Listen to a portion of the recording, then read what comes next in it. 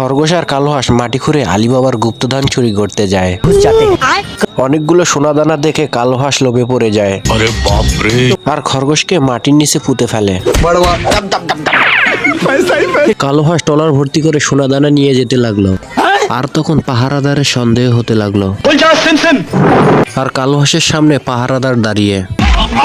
কালো হাঁসটি জান বাঁচিয়ে দৌড়ে খরগোশের কাছে চলে আসে।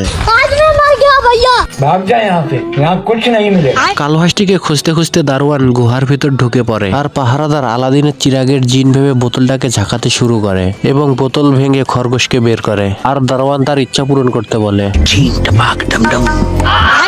আর এইদিকে কালো হাঁসটি সত্যিকারের আলাদিনের চিরাগ পেয়ে যায় আর চিরাগ ঘষতেই একটি জিন বের হয়ে আসে। কালো হাঁসটি জিনকে নকল ভেবে মেরে তক্তা বানিয়ে দেয়